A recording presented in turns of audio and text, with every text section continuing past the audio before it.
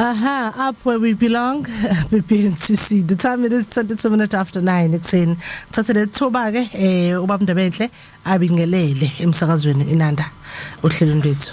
So was, hello. Ibingelela abalali benanda exen kuyisonto sibonga umdalozo nomhlaba siphokuzithanda ukuzithemba ungaqolothi sime phezulu kwamagquma kepha sibe nenkonzo ukuzehlisa nokuzithanda ukuze sibuyisele uluntu nje bomdala elidalile. Siyabonga mzukwazi Thaphu zokwazi ukuthi hi. Okay, next time uzobuya ukhona kodwa Thaphu Sambothi sikanye naye ohlelweni njengamanje. All right, at 9:30 uzobe khona futhi untokazi uMahlomuka ezothi nje fahla izindaba. Hey, a lot has happened in South Africa, particularly KZN. Hey bo, angizwanga izola, was busy moving to a new place, so ngibone sengilala kwasho sengikhathele ngabona ekseni ngezwe izindaba. Hey bo, kwaze kwabheka phezulu eKZN esimeni sezepolitiki. Hey bo, angiyazi lento njena ngivuka ngo wow. No something negative in manga ithatha serious lento enzeka izo. Ngoba ngibona izohambe because igobhoza kwegazi kubantu abahlukene ngokucabanga. Abamndaba enhle uqinisile that is so serious. Ibekukhona ziningi izinto ezinhle bengenziwa. Zenziwe ngenye indlela hayi ngalendlela enzeke ngayo kodwa ke ake sime sithembe laba basihola ukuthi bakhaliphile bazokubona ubungozi bale besimo basilungise. Yeah Sambothi angibingelele nami ngithi ukuthula sibonga umdalo osigcinile saphinde sahlangana kulolu luhlelo asilungiseni. Ngiyabingelela umlaleli wenanda 88.4 FM ngeindawo la ekhona. Hayi nami nginomzukwaseke kule yalezinto zepolitiki ezenzakalayo. Angifuni ukucomment. Awufuna ukucomment. Hayi ngoba ngisaba ukucomment kodwa. No. Isimo obonayo ukuthi njengoba esho umzukwasi singaholela ekugobhozeni kwegazi ngokungenasidingo. Yeah. Lento yenzekile. You see, listen to language kata. A language and the tone of somebody or experience violence between 1988, 89, 1990. Wayekhona directly. And Mhlambu Thabo is one person who oke wadonsa umuntu sebemqoba bemqeda ngobhush lo umuntu wasindi.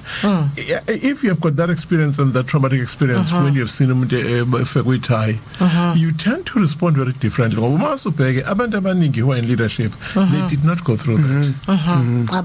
Abayaz, yeah. Bafika ngo-95 bangena ema-university, they whizzed through universities, then they are now coming to lead us. Some of them of course did not even go to universities to acquire knowledge. So ngisho ukuthi khona into engiye ngisho bathi abantu nge-arrogant. Mina I don't argue with kids, I argue with my counterparts. Okay. Yeah. Angikwazi ukuagwisha nengane engazange ifunde. Ihlale phansi bona umbombo ka professor ifunde philosophy of argument, debating, ifunde on how to find common sense. That is why today when I chose this topic here, atheism, I wanted to equip young Christian men and women on the skills of how to debate and argue with atheists. Ngoba ngibuka la ku YouTube, ngibuka na ku Lokhoza na ku isho in TikTok. I hamba nabo ama-atheist. Akutheka nabo. They are found wanting in every corner. Bese beba njani uQueen Joyce? Bese beba miserable, babe angry, yabo babe hurt. You know. Bese bekusabisa ngesihoko yabo. Ayabonisa amavidiyo seke ngawabona nami. Yeah, no. If you uthola ukuthi as abantu umuntu okholwayo akwazi uku-engage into such conversation or into such debate. Yeah. And kuba buhlungu. But anyway, sikhuluma nge-atheism. Yes. You see, today I wanted us to talk about atheism. Yeah.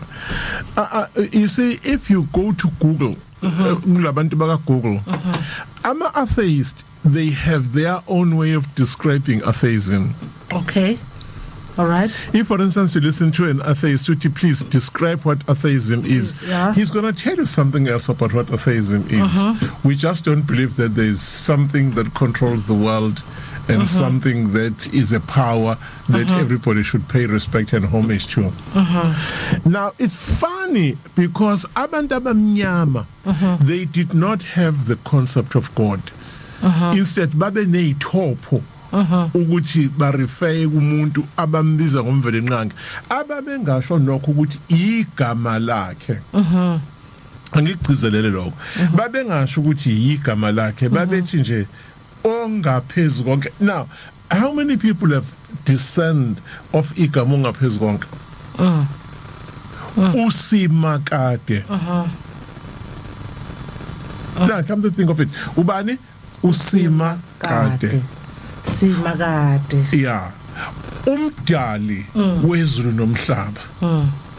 NgesiXhosa bathi uhamata. You know, ngesuthu mudimo. So thina abantu abamnyama, I'll tell you something, sasinonkulunkulu ongakazi uzubabona bebaningi. The God of love, the God of heaven, the God of the waters, the goddess of this. Sasi attributor is sacredness in every aspect of nature. Yeah. So we would look for what controls the existence of that. And ngicela ukuthi engikhuza abantu imonotheism into yayizolo asiyeke uqambela namanga yabo. Imonotheism into yayizolo is very very very late monotheism. Otherwise people did not believe in one single God. You know. Okay. Yeah. So in eningi izizwe kutheke later in life kwasebetha abantu. Then if there are so many beautiful gods that control the existence of life, then there is one supernatural God who brought everything together. For instance, the Jews did not believe in one God, they believe in many gods. Okay. But they are racialized about uNkulunkulu wakwa Israel. Asike sibambe lapho siyabuya saqhubeka sikhuluma ngeatheism ngakhona usilandela lapha on Facebook page nanda 88.4 FM update ikhona ne group ke yohlelo ethi just lungisele there on Facebook bamndaba enhlo khona ku TikTok sesindabeni nobahlomuka esikhathini samanje ke it is half past ngimthanda mahlomuka ngokuthanda indaba zabantu hayi zabantu ba ezani ngani hayi zabantu hayi zabantu kanti uzokhuluma ezani manje uzokhuluma izilwane phela Jose musufaka imibuzweni eminingi hayi zabantu asingene endaweni zabantu. The good type of a question is the one that destroys the answer. Thank you. Thank you. Inanda 88.4 FM News. Sinikulazi. All right, umsakazo nanda 88.5 FM siphinde sabuya ke uhlelo nasilungiseni la sikhuluma khona ngeatheism namhlanje ngomhla ka17 kuMarch 2024. Queen Joyce Mabatho uyena okhuluma naye njengamanje ngisenje ukuthula kwamdali makube kithi sonke. Khona ke babundaba enhle emyeza khona uThabo kaSambuthi. Sesithe hello sinobaba undaba enhle wathi nje qaphuka cane 2 seconds. Ngicela ukuthi ngidlulisele kuMthasambuthi ngoba uzoba mningi undaba enhle namhlanje. Baba ngakugula. Yeah. Siyabonga Queen Rejoice siyabonga. Ngicabanga ukuthi okokuqala njoba senishile ngene wabona ama atheists nama Christians ama debate ku TikTok ku social media ngisho njalo. Kunabantu ke njoba sihlela abalalele abangazi ukuthi yini lesikhuluma ngayo. Abangazi so ukuze bangasali as much as sesingenile ekutheni ama Christians aka debate omunye uqala nanokizwa nje into ekuthiwa atheism yini yona le. Yeah, so ama atheists abantu abangakholelwa ekubeni khona komdali. Ngesingisi nje they don't believe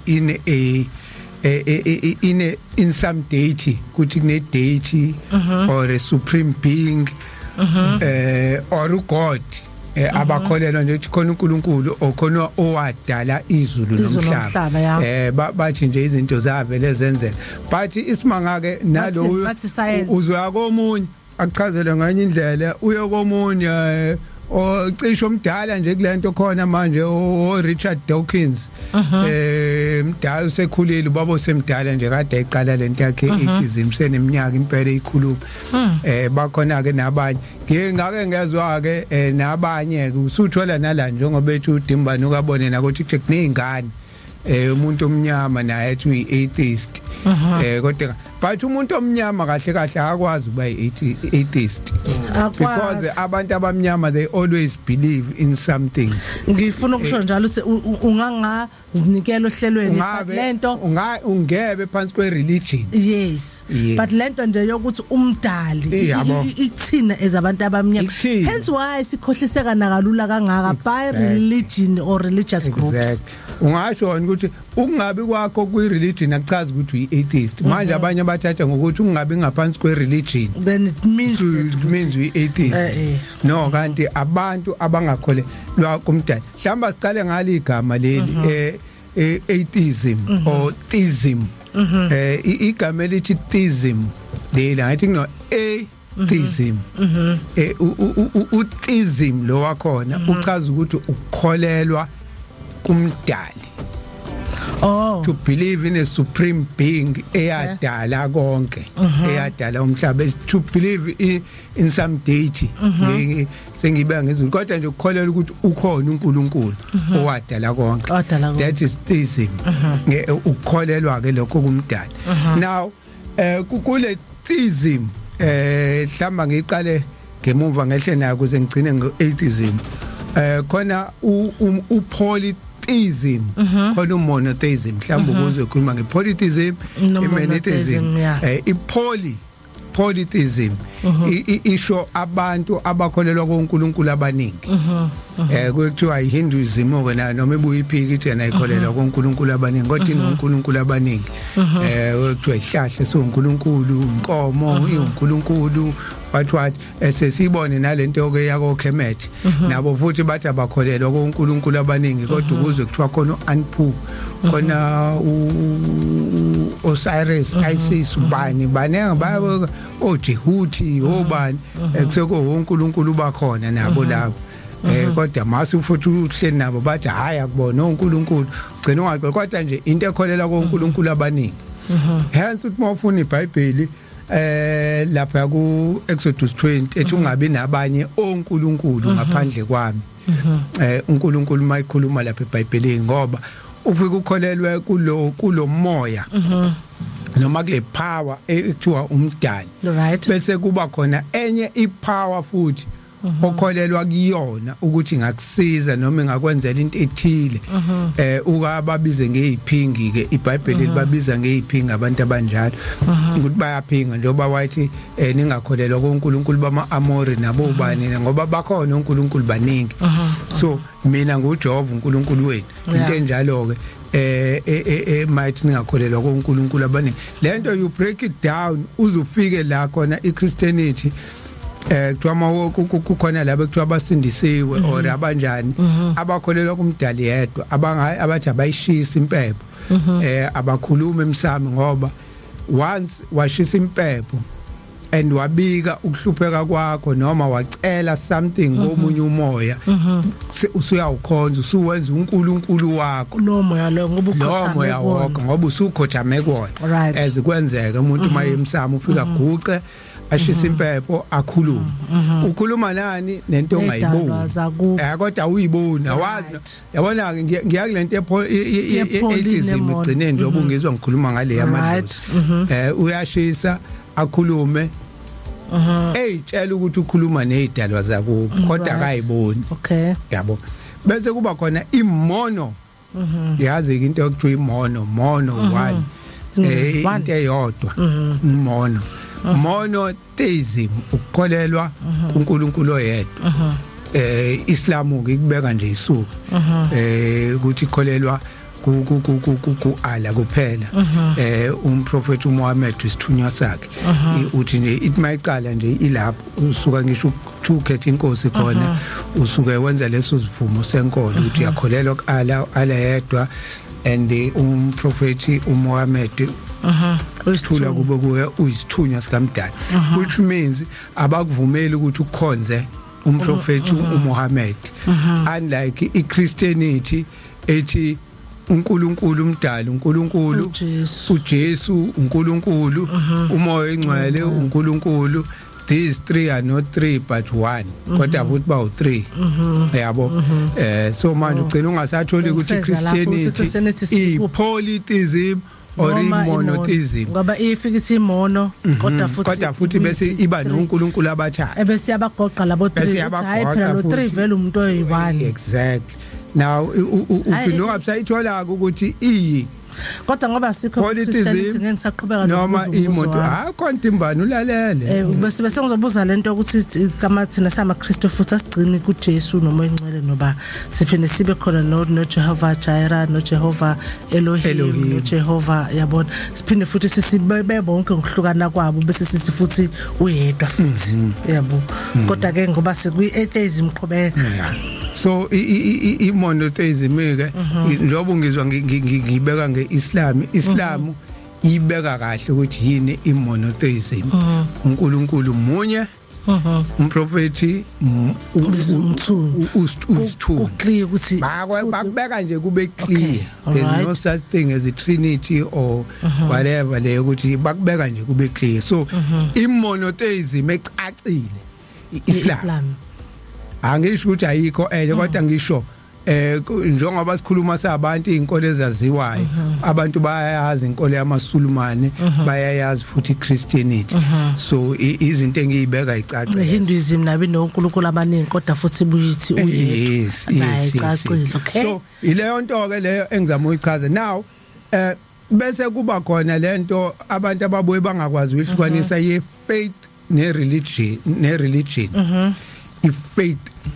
Now ithi angafiki ku atheism, so ngicine ngichaza igama bese kuba khona iAtheism yona ke ethi ayikholelwa ukuthi kukhona umuntu wadala umhlaba, ngoba ngeke ngayithi ukudlula kuyona. So yonke into nje just came ithi umhlaba waphuma phi, ithi kwaba iDNA, but before iDNA abantu bayichaza ngescience. Laba abantu bafundile ke most yabo, abantu abafundile, ingakho bethi mabe debate nama Christians uyathole isalo, ngoba most yabo bawo society.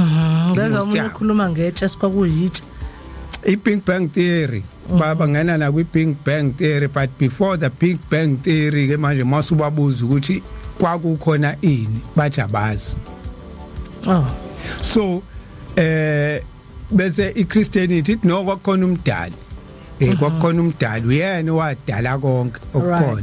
Bese bona inkinga yabo bathi abafuni ukukhuluma into eyibelief, bafuna into ebambekayo, yabo. So uma nithi nini ukhona umdali ubawa kwambona, yabo, manje nithi akekho futhi owakwambona, so nikholelwa kanjani into? So lento yenu le just a belief, yabo. Nabo nje khona labahamba bengakwazi ukuphendula khona, ingakho ke bethi bona njengoba bethi abazi, this is why they don't believe ekutheni ukhona umdali, ngoba bamazi. And futhi abazi ukuthi kwakukhonani ekuqaleni, so abazi, abakwazi yilokho abakukhulumayo. They don't necessarily bathi akukho khona, but thina siqala la kuloko. Ngoba ubabuza ukuthi la ya right ngiqala kuloko khona kwadala ubani ukuthi kuze kube khona, bathi abazi khona, bakutshela ukuthi abazi.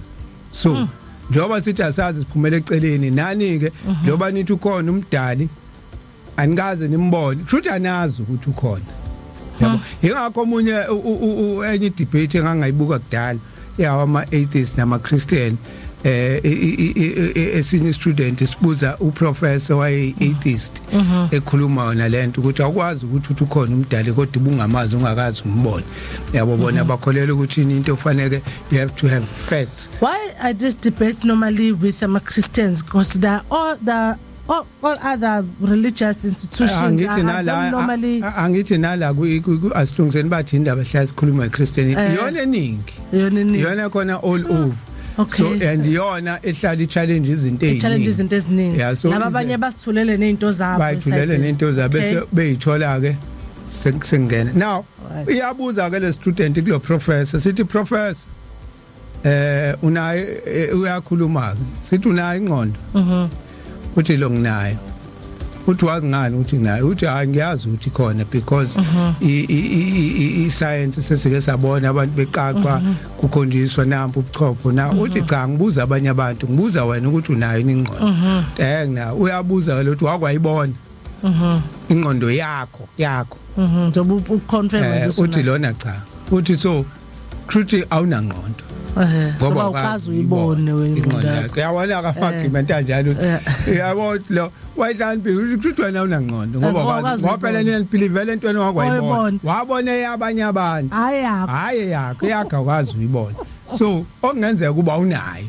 yabo ngoba ukwazi uyibona yawona ama-argument alento agcine njalo so abantu abanjalo ke bafundile kakhulu ba ama-scientist isikhathi esiningi nje ososayensi angikubeke kanjalo ukuthi ba abantu abawososayensi mawuhlangana nabo abantu be-maths and science nje ngoba bahlanganisa lezo zinto ukuthi no nayo into ephumayo masihlanganisa nalokhu ithi into lokhu kwavela kanje not umdali so abantu abangazi ngomdali ngoba even ungathi wena hayi ngimuslim mina umprofeti uMuhammad wakhuluma noNkulunkulu wasethi uNkulunkulu kuyena akatshele thina uShembe wayihlangakaza afika wahlangana noNkulunkulu wambona wabuye wasitshela ukuthi bazothi nina ke nambona yini yabona le argument yabi njalo uma khona uNkulunkulu wonke umuntu kufaneleke akambone argument so bengithi angiyindlalele kanjalo uTimbani usengayithatha hambe naye ukuthi ongazi azi ukuthi sikhuluma ngahlobo leni labantu yini ama-atheist. I like the argument of the student. So then, all right, Timbani, sino 5 minutes before season breather, and then we see. Yeah, when Joyce, Utaba, I think, has done a perfect understanding job. Many purpose now, how do we equip? Right. Especially our students attend churches, attending inkolo yabo Christ. Ubalekelela kanjani ukuthi bakwazi uma bethanda ukudebate about their religion. Bakwazi ukudebate healthily by actually looking into their own psychological makeup. And asking themselves difficult questions. Njengoba ngidebate nalo muntu ngenkolo yami yobuKristu, one, what do I hope to achieve? That's very important. Number one, what do I hope to achieve? Yeah. Number two, ngeke ngikwazi ukuprova in substance ukuthi nango uNkulunkulu umuntu nje. Ngoba uzongisa kwi-page elirong kabi lelapha lelokuza la Google la khona khona ikhehla enelo lezimhlophe eliqimbile ngaphezulu elifaka irope nezingane ifaka amanabuye nezindisethu zakhe kuthiwa yingelosi. You see, the moment wena kusekubambile lapha yabo. Now what I normally find with young Christian people, baba angry. Now, your anger, it has nothing to do with defending God. When you're angry at your own childhood issues, where you used to lose a lot of debates or amanis were not met. Now, almost as a translator with debate about God, those emotions are misplaced. Yeah. So right. Yeah, the truth of the matter, understand, don't debate to win. Don't debate to win. Yeah. Sorry, Tab. Yeah. Sorry. Yeah, we have lost that debate. I can tell you one thing. I can pin the food. But wait. Ma Christu amahle nane eninglandela ku TikTok. I principle ithi uma uzo debate with an atheist. First, what is your reason for debating? What do you want to achieve? Number two, how much knowledge onayo? Number three, are you schooled in philosophical matters and sciences? Akudingi uzungene eklasini ukufunda ube knowledgeable about sciences. Ngoba uma ungenalo ulwazi lwe-science izoqumba phansi atheist. He will ask straightforward questions that you cannot. Now, let's talk about number 4. Nobody has succeeded in proving that God exists. Ngoba wazi ezulwini. walona izulu sasalibona yini izulu okalibona yini Oh. so be careful the lack of evidence is okay number 2 the problem of evil eBhayibhelini there's no Christian who has ever succeeded in defending the gross evil GBV that is found in the Bible. Even the professors of theology, they've admitted that it's so difficult to defend against atheism, almost to defend the idea of a God nenganisa xajo tongeni. Yabo yilake sibonani khona kwi philosophical science the human aspect of the scriptures is clear kwabhala umuntu akubhalanga uNkulunkulu nayo kenye into ilapha impela sikwabhala abantu so lo muntu waye reflector ama social economical and social political no of his own area. So when you start to drag the name of God into that, it's izogibela phezulu kwakho. Wangikhumbuza wamndaba mhlawumbe uze wabuza lo artist ukuthi kahle kahle nje ubuthi iBhayibheli labhalwa uNkulunkulu ukhuluma ilanguage yabantu yini libhalwe yini iBhayibheli because libhalwe ngelanguage yabantu it's clear that it's a person so now this pastor is arguing ukuthi no libhalwe uNkulunkulu ubuza kanjani ngelanguage yaba which language does God use? Uyazi bazokutshela ukuthini bazokutshela ukuthi uNkulunkulu kwasimekhuluma wonke umuntu ngelanguage yakhe understand usho lapho kodwa futhi egcineni wahlele angithi uma uya ku-UN uninikazwa ama-locals ama-headphones yes so speaker masikhuluma in Arabic nizwa in English khona ukutranslate buka-ke that is man's imagination of God. Imagine ukuthi uNkulunkulu usebenzisa system yase-UN. So ngizama ukuthi bese ba i-argument from non-belief yabona ke leyizokushaya now ake ngikhulume ngama-characteristics of ama-atheist amaningi we have less than a minute okay sizobuya after ama-news all right and talk further please khabazela cwabe okhanyishwa ndisoswini usekhona nezindaba zika 10 o'clock emsakazweni wakanala 88.5 FM sibuye siqhubeke ngetopic yethi atheism uThabo nje useshila uma umuntu omnyama nje unganga ya ukuyo submitter or to any religious organization akhona or usibize ngokuthi mina ngomKristu mina ngimuni but awukwazi ukuthi ungathi umumu Africa kuba ukuthi nje wena we atheist idembile ehlukile futhi lokho asikwazi ukuphoka uarguisha asamsendabeni kodwa nomkhize alright siphile sabuye emsakazweni wakananda 88.5 FM isikhathi se 10 minutes after 10 o'clock kumhla ka17 kuMarch 2024 uhlelo kasilungisene lona sikulona kuhleleke naye Queen Joyce Mabatho asilungisene show Thabo somebody khona babundaba enhle miyeza la sikhuluma khona ngeatheism namhlanje kuseni sathi halamuzi futhi ano halamuzi singene kuyona thank you so much to Thabo Sambot oqala wachaza ukuthi what is atheism yini yona qala makhuluma atheism usekhulunywa ngani nanokuhlukanisa sokuqala ngalendlela esijwayele ngayo amahlelo ukuthi kunebo uNkulunkulu abaningi uNkulunkulu oyedwa ithini bona into bangabe sebeyisho ubabundaba enhle wangena nawe uyachaza ukuthi lalela ungadideki usebona kakhulu abantu particularly Christianity because ibona nami I never seen a Muslim arguing or debating about atheism or atheist they do debate a very healthy debate Choice they do debate healthily with some atheists they do debate and then bese kuthi sibone izinto eziyenzeka ukuthi okay they can debate with some atheists there is no doubt about that but ngifuna ukuya la ukuthi uma uya kwi reality that forbodes argument against and for uzothola ukuthi okay uzothola ukuthi baschooled and bayakwazi ukuapply ama principles are critical for critical thinking. Yeah. When you are debating with an atheist, you must understand one thing. Atheists are critical thinkers. All right. Atheists are critical thinkers, yes. There's no doubt about that.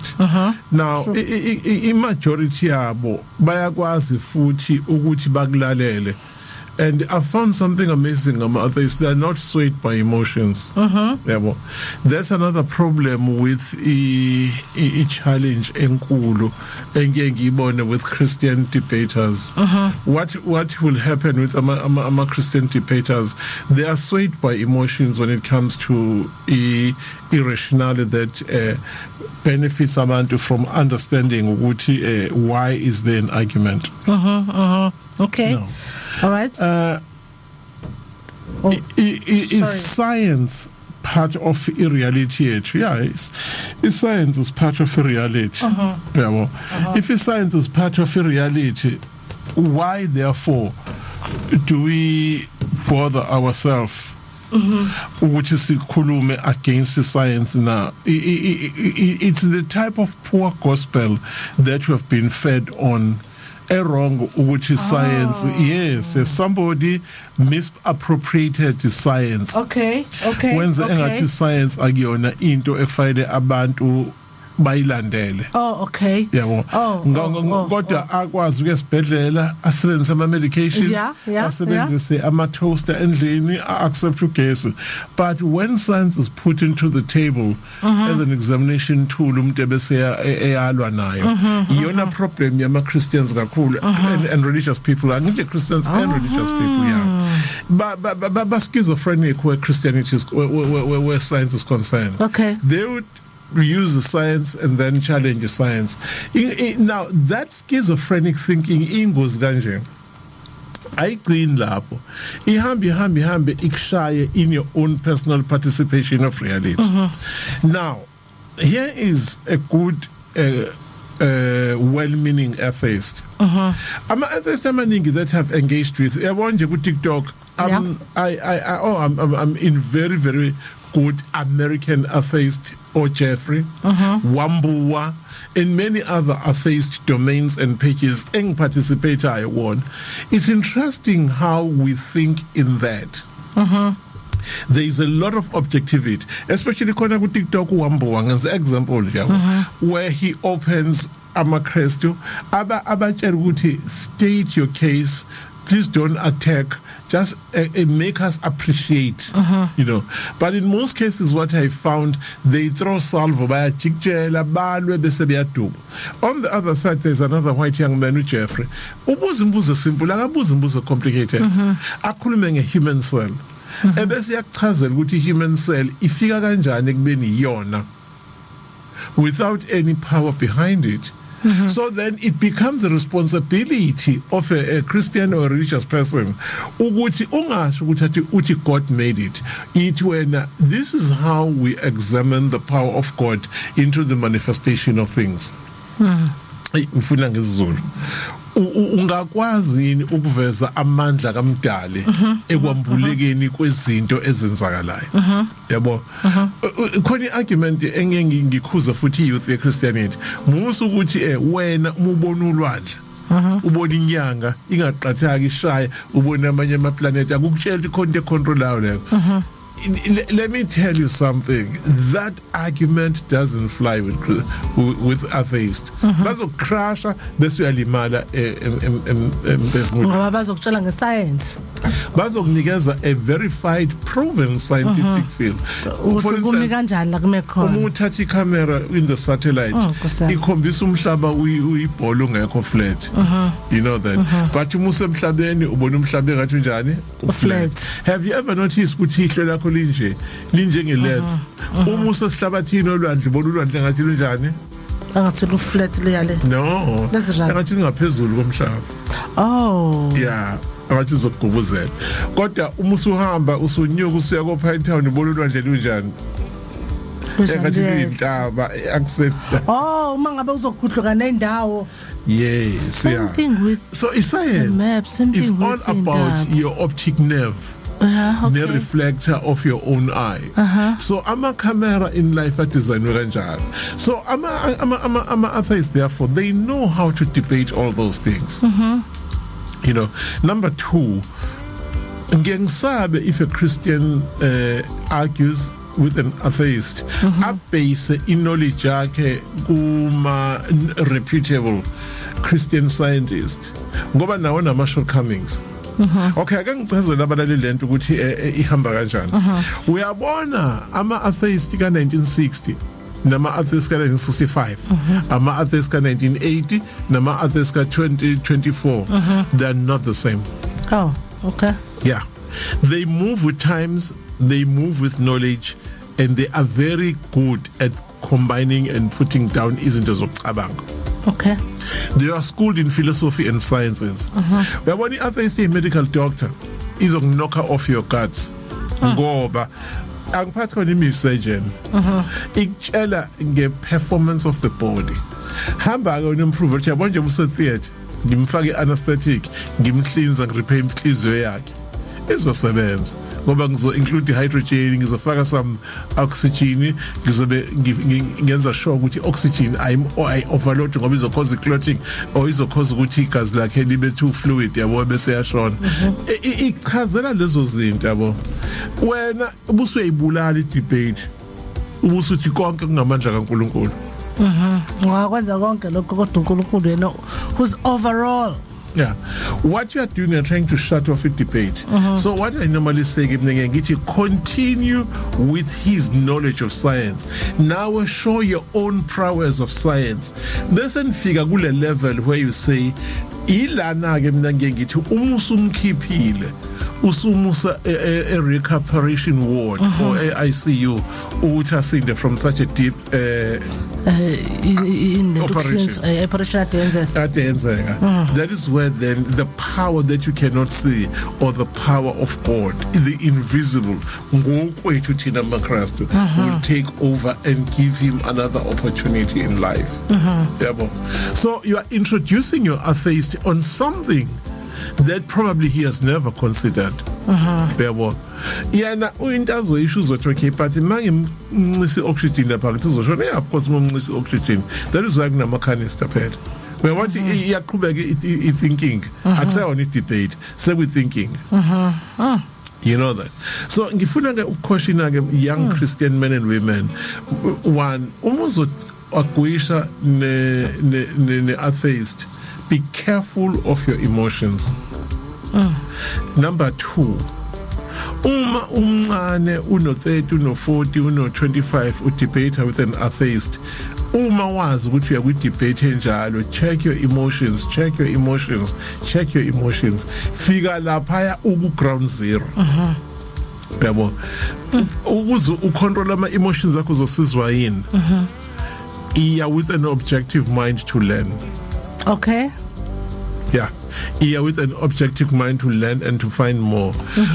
Ngicela invite in some of these platforms. Right. So instead of ukuthi ngiveze ulwazi lwami ngilalele.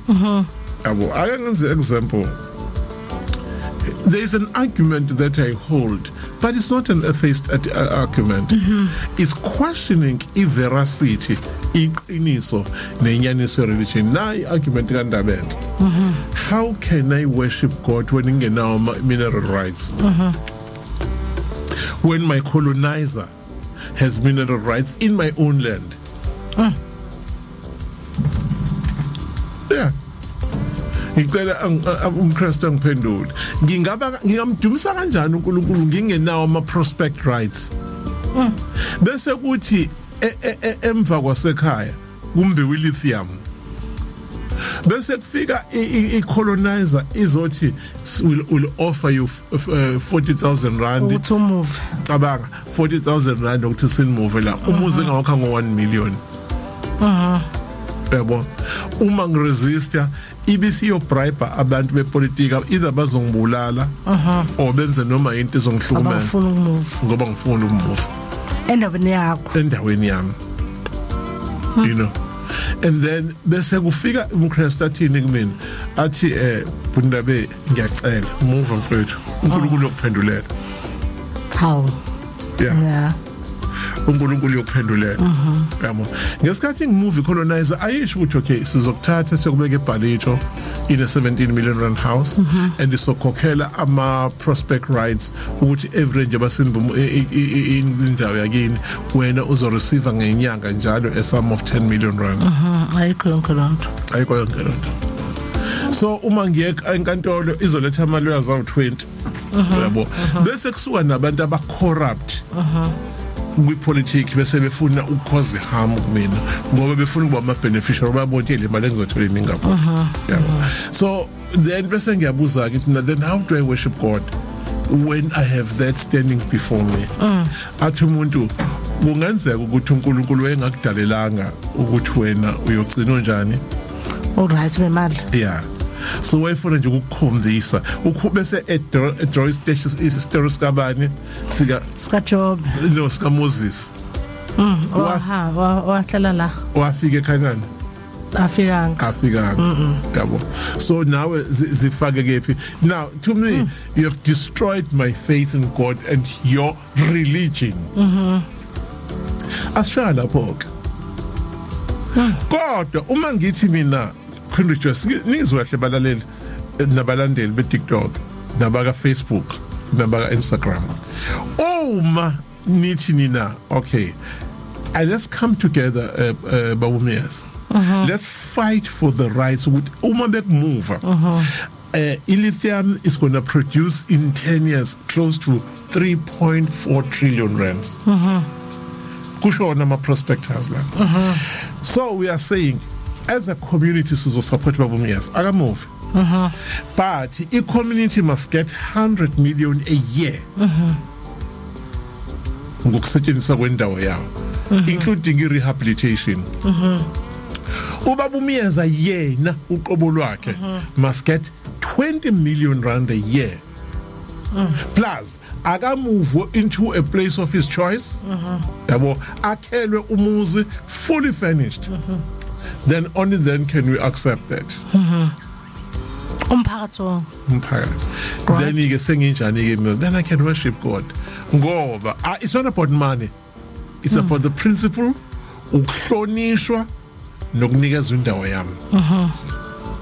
Okay. Yangizwa. That is far from greed.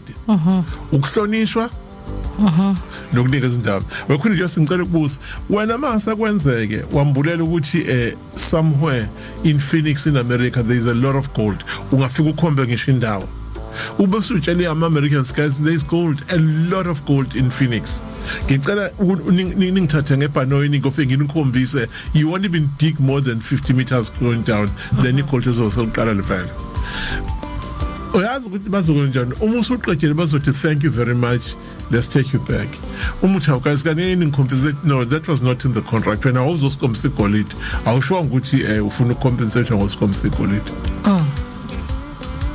and leyompi ungayilwa for how many years mangabe ngafuna ukunika back okay ufuna ukungitshela ukuthi umakade lozothola 63 billion ngeke ambonge uNkulunkulu uzoba ngaba depend usukholelwa wapi naye okay I guess it is a young Christian man uvumile ufuna khoma ukhokho 63 billion uzoba uNkulunkulu thank you if it's a Christian uzoba uNkulunkulu ngiyabo then he has fought hard he has fought hard yo and uNkulunkulu wamphelezela waba naye up to the last moment but certainly out of God this is fascinating for me ulwile shame ulwile so what does it tell you Queen Rejoice it's simple kusho ukuthi la ke wena njengomKristu usungathi I've seen God doing miracles uNkulunkulu umguided to the right lawyers wamnikeza the right platform to fight for the truth he stood for a principle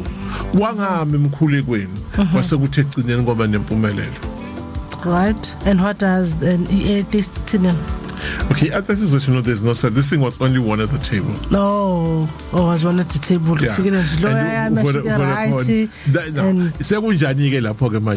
That is rationalization. Okay. So you understand like a Queen Rejoice. So ngizamukuthi ke principle number 3. uma uzodebate ne-atheist ngisaphinda mlaleli lapha ekhaya nawe mbukeli obona zonke inkundla zokuxhumana musa ukuya lapha ya ucabange ukuthi i-ego yakho ukuziqatsha kuzokwinela i-argument ngeke yabo enye into ekufanele siyiqaphele uma uzothandaza singifuna ukuthandaza ukuthi ngiyiwine i-argument abuzoyiloza awu hey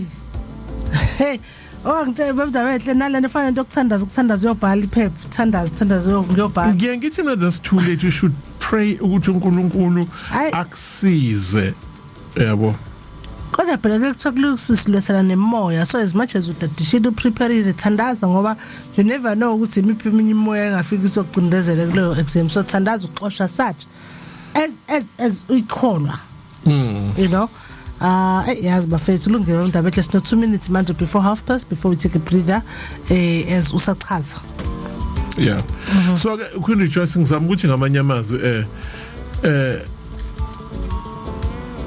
reality of debating objectively with atheist inje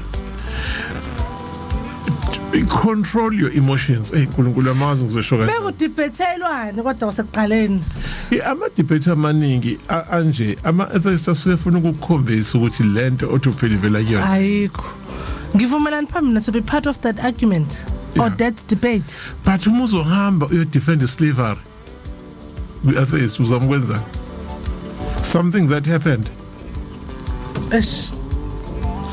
patriarchy ngiyabuza phela yabo uhambe uyotshela abantu besifazana ukuthi there are places in the kitchen it's not in the pulpit so by means meet for an atheist kushuthi kwawena there is a serious problem with doctrine yakho lapho I blame the pastor wakufundisayo baba sisukuphefumula kancane sikhuluma masibuya sizo examinisha the limitations of pastoral doctrines and including preaching as ukuthi amaKristu angabe schooled in defending their faith. All right, so thank you so much. Sikhuluma ngeAtheism sesichazile kakhulukazi babendabenhle ucija amakholwa kakhulu amaChristians uma ngabe ngoba sekaningi uthola uzozithola usunengxoxo nomuntu oatheist noma okholela kulento kuthiwa atheism wenza kanjani ke as a Christian. So these are the notes okumele wathatha siphefumula kancane siyabuya ngale it's just the adverts and we're coming back.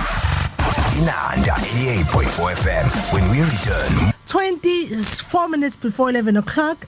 Ngo-11 is we are going to your comments mlaleli. Ngiyabona baqhubeka bayafaka lapha ya WhatsApp 0687649969 nawe ngabe uqhubeka wenza kanjalo ku 0687649969 voice note noma utype ngizokufundela yona ke i-text yakho. Kanti ke ukhona lapha no Facebook page umsakazo Inanda 88.4 FM update. Ungakhohlwa nje Inanda 88.4 FM update bese kuba khona Facebook we show asilungiseni which is a group that ngona ke on Facebook siyaqhubeka ke la sikhuluma ngeatheism ubaba undabenhle into ayenzayo ucija wena kholwa ngoba siyathanda nokungena kuma debates siyathanda nokungena kuma arguments sikhulume yabona kukhona lento le esuke ikhona babendabenhle ngathi I think inkolo yethu sithanda kakhulu yabona ngizogoqa as umKristu as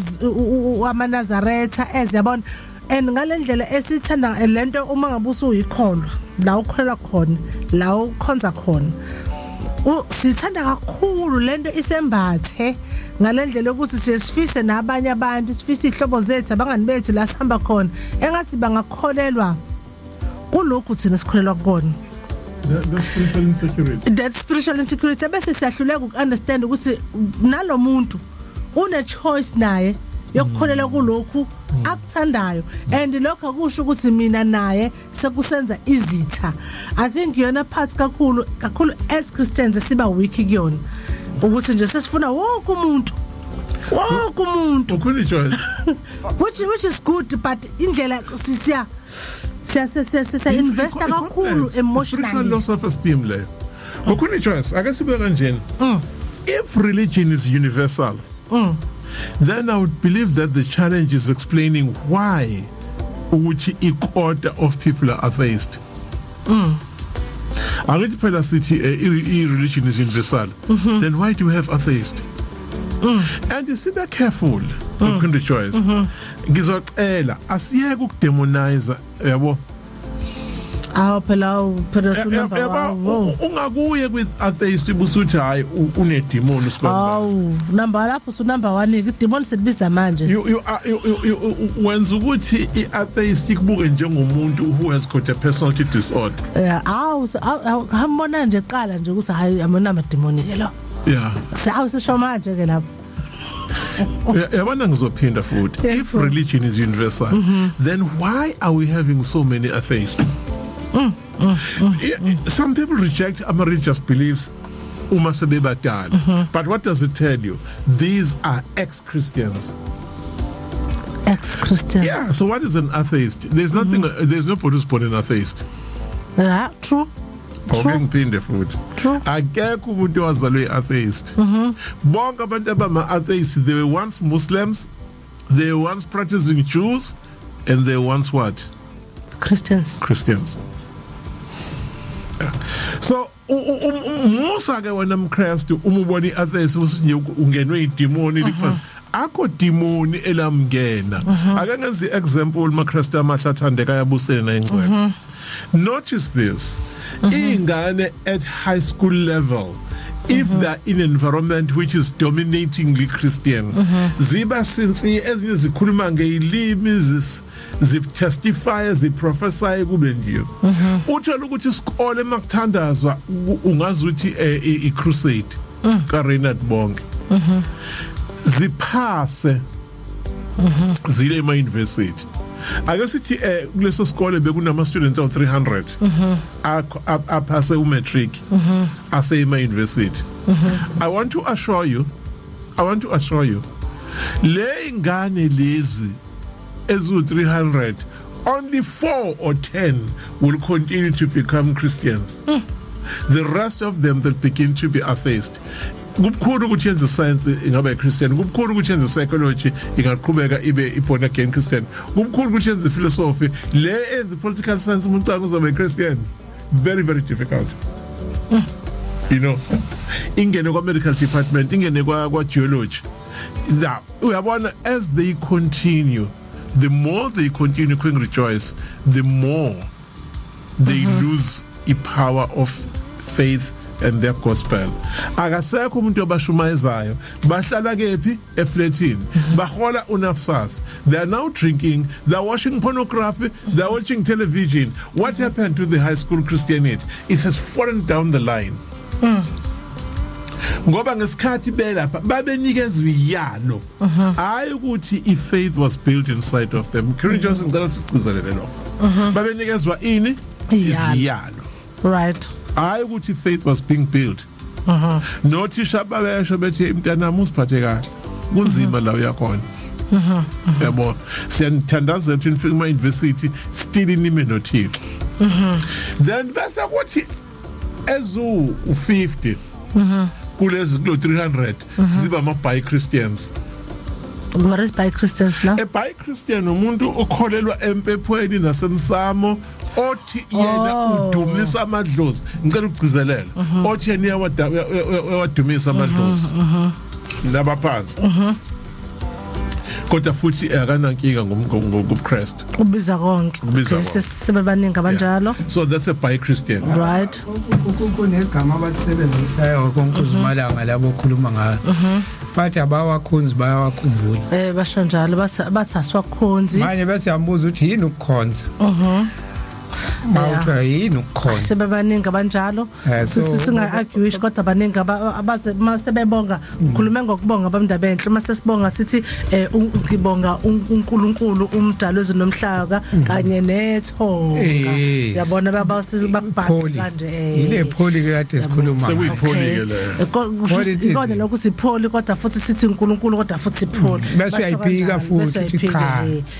Bakhonzi lapho babeka impha babeka bobabili Right. bonga uNkulunkulu Ngibonga netho hayithi yabalinganisi ukuthi bobabili Makukhona- bakwenzela umsebenzi ofanayo bobabili makukhona nje la osinde khona mhlawumbe sigamekweni ucishe kanjani uthi hey kubazi uNkulunkulu ukuthi nedlozi. idlozi lami la ngisiza sindele uNkulunkulu nedlozi yabo sikubhangqa kanjalo all that's right politism so uma ngabe usubhayi Christian kanjalo bamndabehle uqonda ukuthi usuku ususebungozini bokuthi awumngozini Ayi, akukho ubungozi. angisho usumngozi usuku ususondele sekusondele imani kukhonto ekhulumayo Oh, yeah. sekusondele ukuthi ugcine usumphika noNkulunkulu Ungampika ama Christians they actually don't deny God. no they don't sengisho ukuthi usuku usuclose yini too ithini indaba yabo ngihambe ngiyiChristian They continue babe schizophrenic babe njalo. All But right. it has got a negative implication to your faith.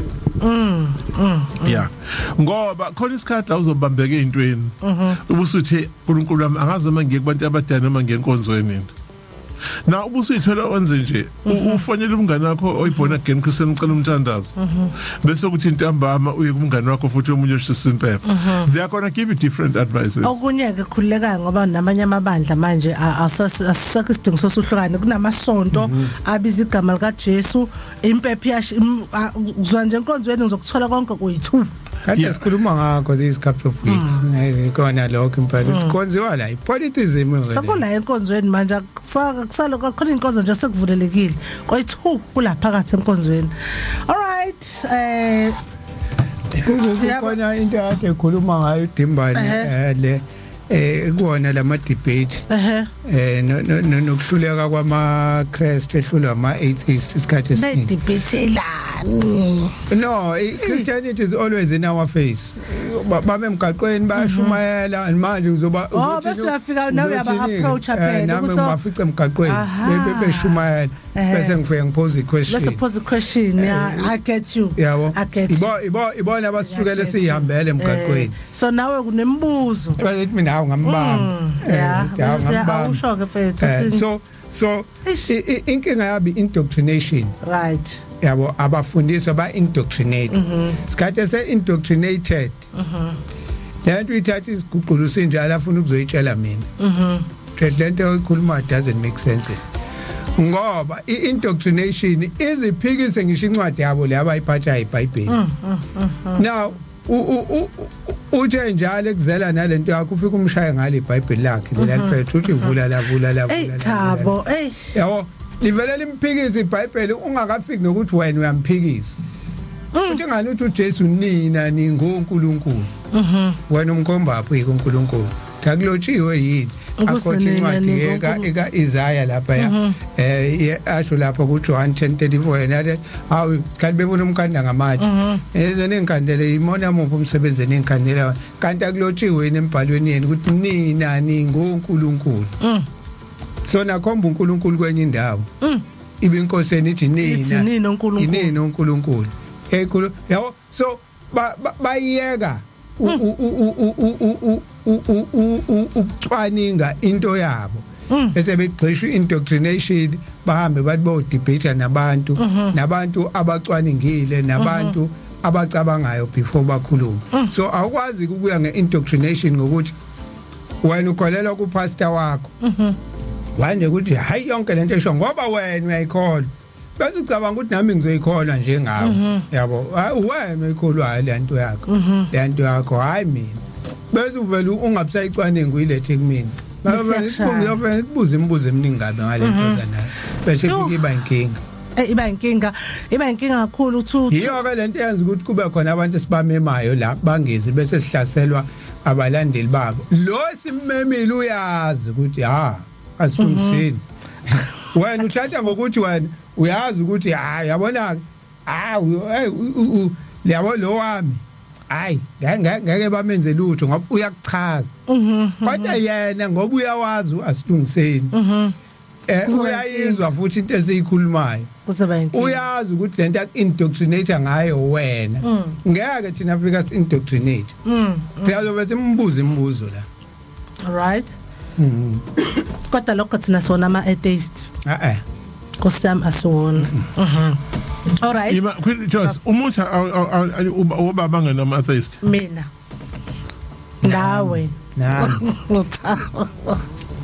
I don't think with Queen Rejoice it's really an issue which you're an atheist or not an atheist.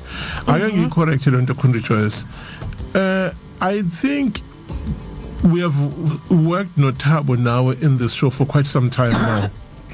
And I can safely say that nobody, including yours truly, you are students of life. Right?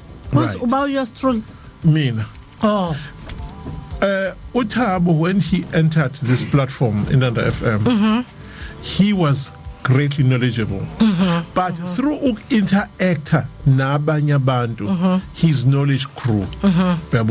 Through examining knowledge and researching ulwazi lwakhe lwakhulu. So is you, so is me. Ndlovukazi is the same thing. Yes. If we touch Ndlovukazi noNdaba baka 2012, sekundlovukazi noThabo noBabumpela aba different now. Asikanga si blank. Now the advantage yethu sifike samakholwa sonke. Yabo. But what happened through interacting nabantu, we grew every day. So asilwina muntu akwazi uzonye sekuthiwa uThabo kuthiwa wehlisa phela mfethu kade becomplain abantu bethe busuya ba bulldozer. We make healthy jokes. So in experience, so logo it goes beyond belief, either atheist or non-atheist. Ningakhohlwa bakwethu baningi ama-atheists sahlangabezana nawo la, and sisiwahandisha kahle kabi. Yet we have had serious problems with born-again Christians who do not know their story. Hey baba, ukhona umuntu esingathi uyi-atheist but nakazazi ukuthi uyona ikhonto enjalo. Yeah, bakhona. Uyona but akazazi. Akaboni because u turn between two things, the self and the knowledge of God. Okay. Yeah. All right. It's the war between the self and the knowledge of God. Oh yeah. Yeah. But just because mhlawumbe uthola ukuthi with ezinye izinto esisikhulumayo kakhulu nasohlelweni asilungiseni zigcina sezimconfuse esekuthenini agcine sefuna noma but uthola ukuthi subconscious mind akekho aware ukuthi usenjani atheism akhona nama practice enziwayo vele with atheism noma nje just that ukuthi wena you believe in science, you don't believe in God, khona laba hlanganyela khona kumele bahlangane bazokhuluma ithini into yalento esithi atheism, or you just like I don't know. Atheism when you just like Thabo has said, it's an individual decision. It's an ANSY injustice. Okay. Thabo when you just have taken me to another topic. Yeah. Right. What makes an atheist? What makes Yeah. Atheist to umuntu obe disappointed by the poor gospel preaching system. Wangisiza ngoba bengifuna ukuphoza umbuzo obuya lapho. Siyabonga. All right. Ubamuntu abe disappointed by the poor, the poor quality of the gospel. All right, okay. The quality of gospel. Yeah, you can't say umuso zosondele nzosho sikhokweni, then you leave it at there. Ebese lo muntu uyacwaninga ukuthi where is hell, what is hell, how do you burn, who is responsible for the gate of hell, ubani laphana on a laptop eyomhlaba yabo. Angithi sifike sibe nama iPhone, tablets, iPad, yes eziluthiwa yini iPad. What hell? I contain every people about 6 trillion database, 6 trillion of human beings who once lived the earth. Yeah, and it knows in seconds it can produce a number of people that have been turning in there by a tap. Electricity coin is real. Oh, you don't need electricity. That's what. All right. Yeah. Okay, what systems of administration are applied to Zurin? Now, no, this is them. And I collect then Musa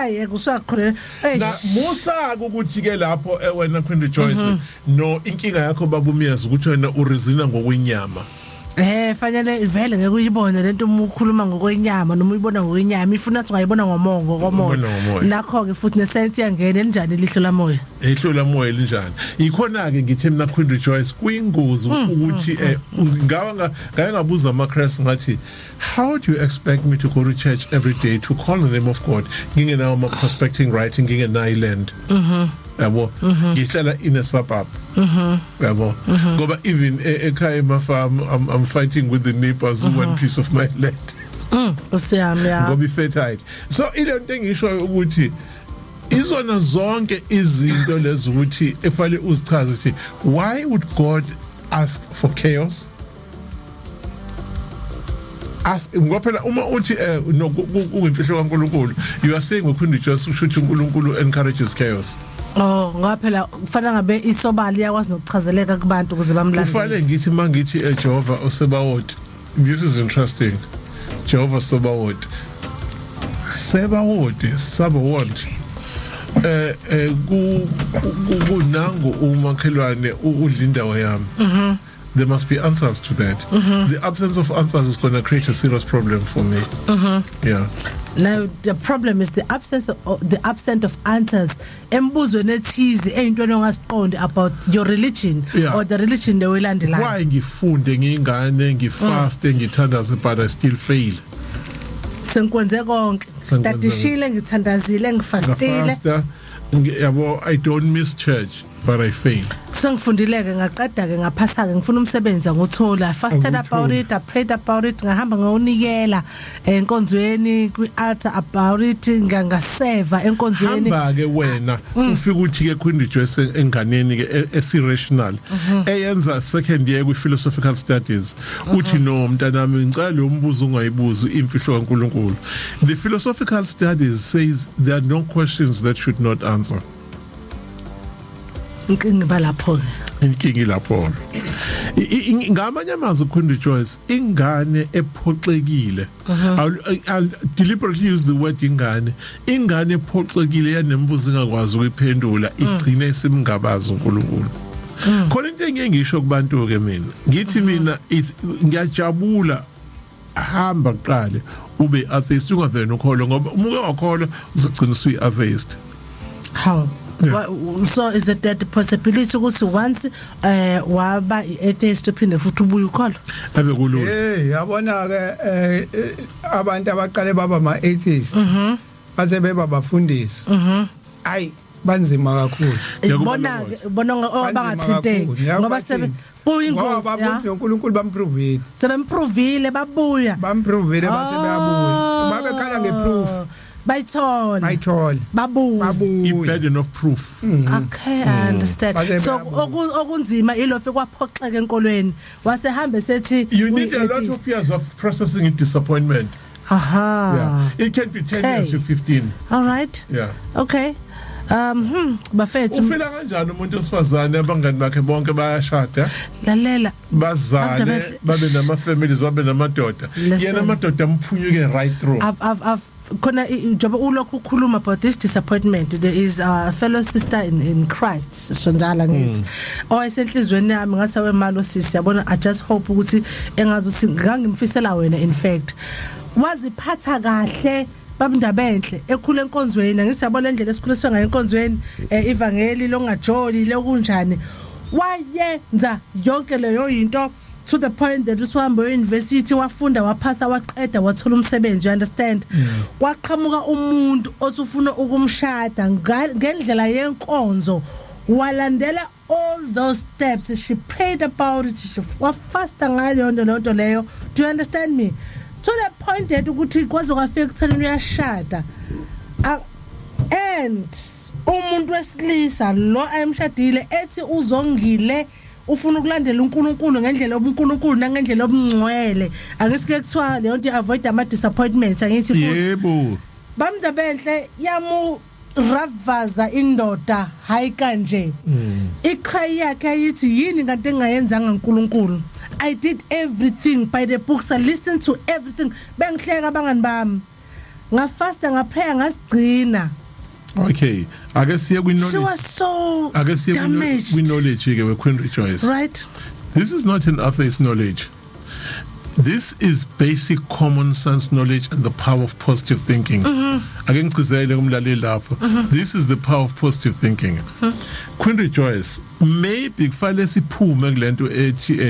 everything is going to be okay. Everything will end well.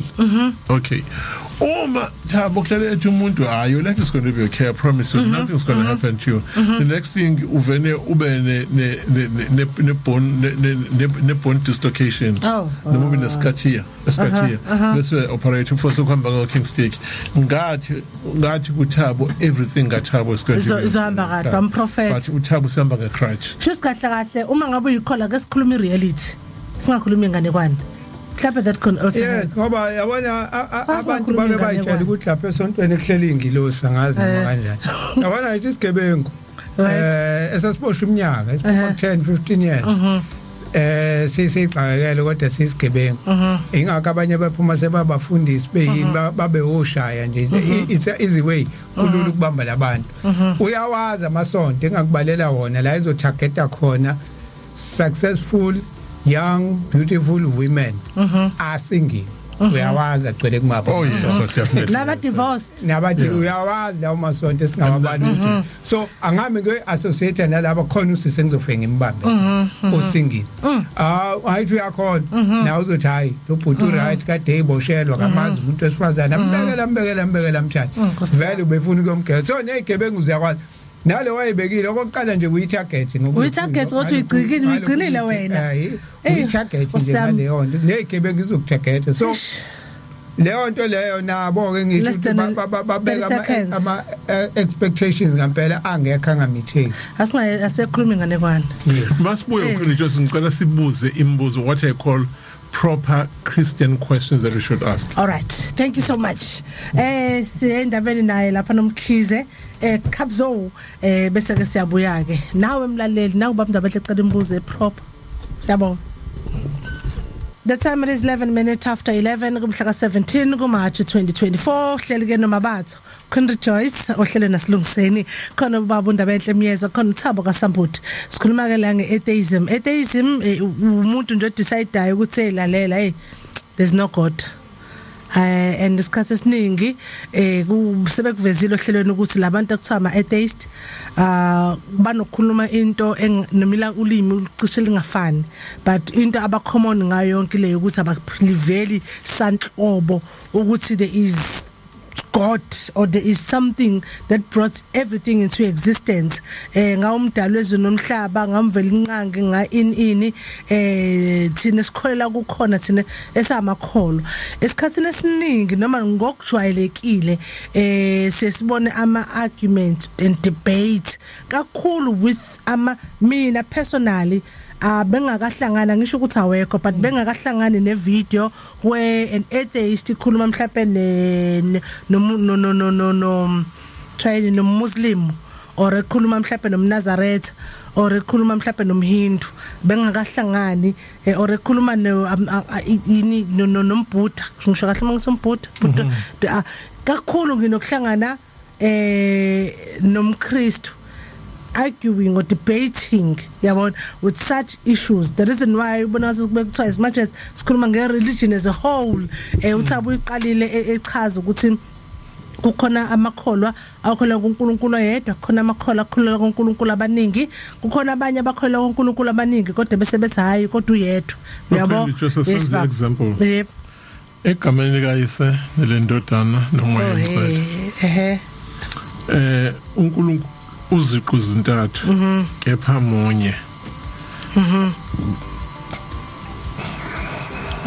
uNkulunkulu uziqu zintathu kepha munye yeah if you uma uthatha umdalo wezwe nomhlaba umveli nqangi umsusa kwi position of authority and omnipotence bese umfaka kumuntu aye toilet have a sexual relationship does it still is a god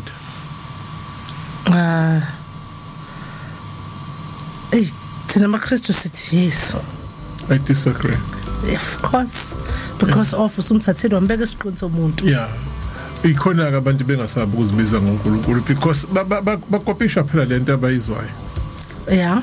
Yeah, couldn't you find be careful with Queen Rejoice? Ukungabi nalo ulwazi lokuphatha ivangeli kubafundisa abathile bethu kuhluphile khona ipicture engangayiposta yazi uQueen Rejoice angazi kwezweni bantu zifuna uxoxela uthabo lento uxoxela uthabo noQueen Rejoice ngeke ngaposta isithombe sikhombisa umama nendodana you could see their faces beqa ngase ngithi mina tomorrow's illegal immigrants today's legal immigrants tomorrow's pastors. A week later ukhuzayishe angisendele ehleka ebo la mamojo kuhleka mhlamba yo20 abese nakhuzayishe what's going on here athi no that person umutambira lo umbone eqa noma wakhe yabo base Potchefstroom and they've got a thriving church wona pastor strong as my heart sank. Which is it's true. It's something that is happening. Bayeqa vele bafike la and then emva lokho papa. Now she's my neighbor. Why sebenza market edayisa amanqina and she had nothing to do with the religion. Umfana wakhe owafunda e-University of Zimbabwe and he uthukuzashe mina and she believes umfana wakhe was behind that. Umfana wakhe angazi uyasebenza in one of the banks, a PE. Yabo. So probably we know such umama dearest we ngelokuzangani ngemali ukuthi establish inkonzo. That went off now. Yeah, okay. So lo umuthatha abantu bakulela sonto la lo mama owayidayisa amanqina eZimbabwe open market ubuso umuntu ophume lapha yini angayidebate neatheist ngokholo lwakhe ayikho ngempela ake sibuze umbuzo omkhulu umbuzo oqala Queen Rejoice now eThabo is religion not a product of cultural practices ngophinda umbuzo ukholo aliyona any byproduct yemkhuba yamasiko can I say yes uqinisile yeah so uma kunjalo Queen Rejoice yini inhloso ye-religion yini inhloso ye-religion all right inhloso ye-religion yeah inhloso ye-religion inhloso ye-religion inhloso ye-religion ukuhlanganisa abantu for a common goal ukuthi badumise a power an invisible power called God so for ukuthi abantu bakhiphe intact bedumisa what you can do ukuthi wena ungaba introducer with theory ezoba babe excited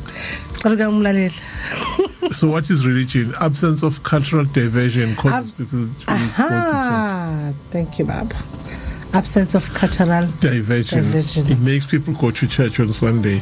Ewe South Africa kuba nje kunama clubs on Sundays. People go to sports abawathandayo like NBA or football. If people were having Sunday dinners, the churches would close down. And if people could heal from addictions, churches would close down. Kuba nenkolini addiction. All right, my questions. Mlaleli, I'm going to you now, ne?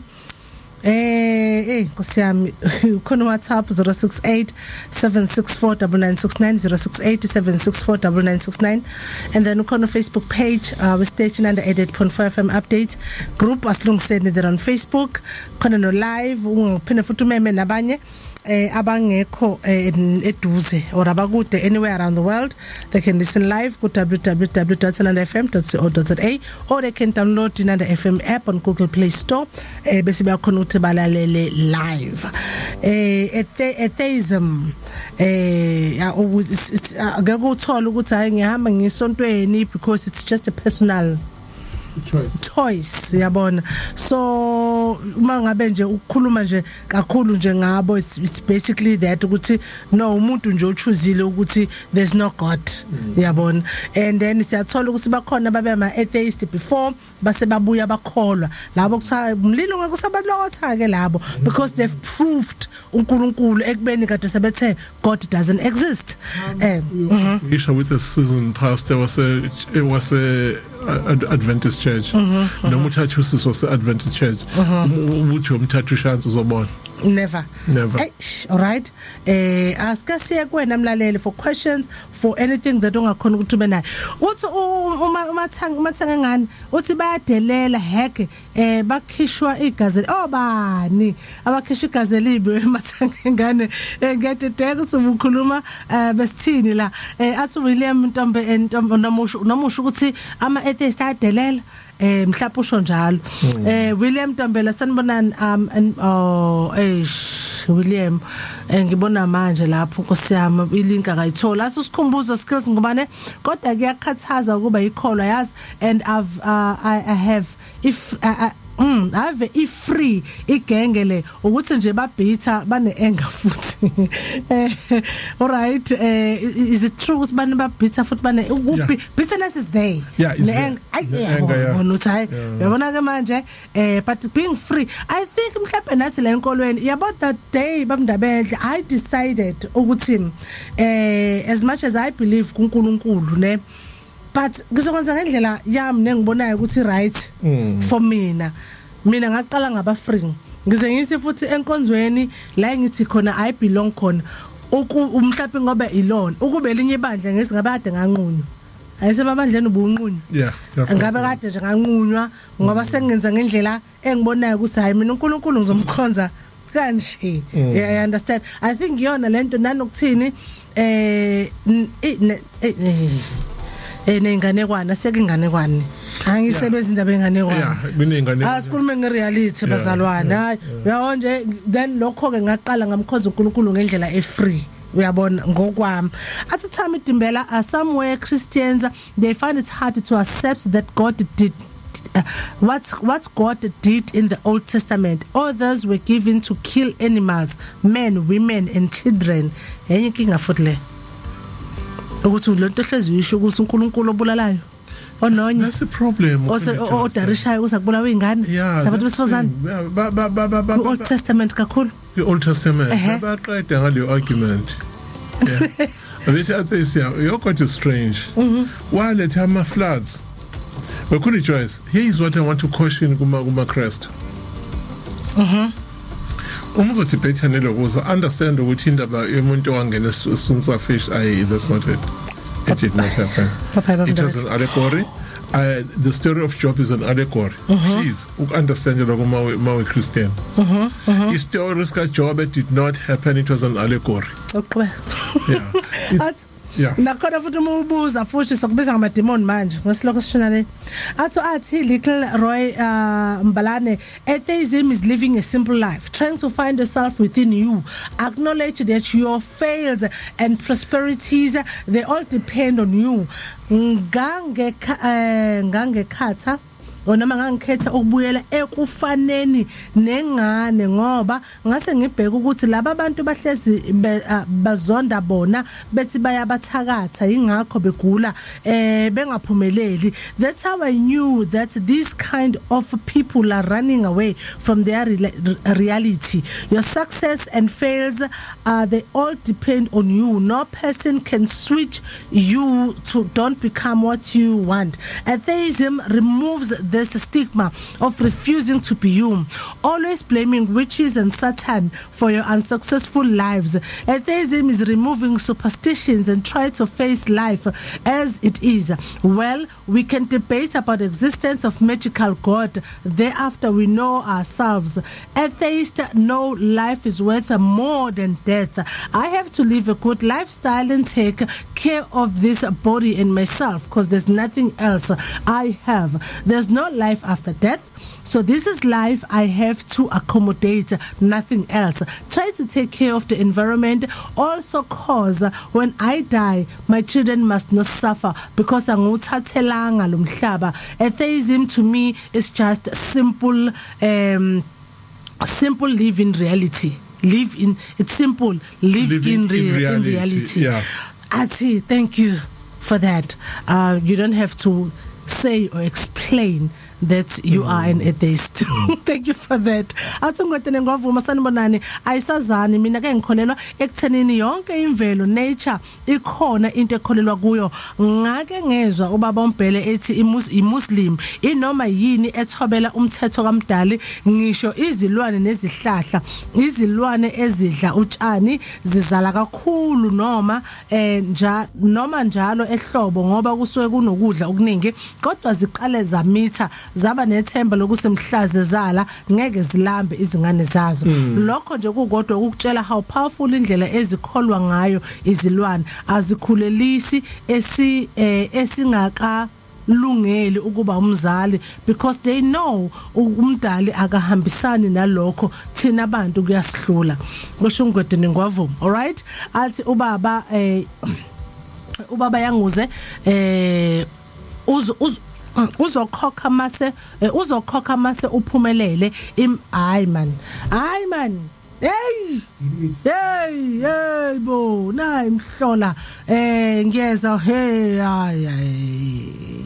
yabona nje kuvele nje ngicobeka ama bones kulungile ke ngibambe la athi umpilonhle bokwa Qolomba ukuthula studio nginilalela nasematikweni Nanda Rocks siyabonga ukuphiwa ulwazi mahala ukuqashisa ngokudebate nama atheist kungenasidingo inkosi yasekuphakameni enibusiso nikhule siyabonga mpilonhle athi ungwane sangweni ngiyabingelela mina ngikholwa ukuthi umdali ukhona angifuni nokuzixaka kakhulu ngabaphikisana nalokho but uma ngibuka imvelo nomhlaba nokwenzeka kwezinto lokho nje kukodwa kungitshela ukuthi umdali ukhona leyo ukuthi ukuphi uhlala kuphi unjani angifuni nje ukusixaka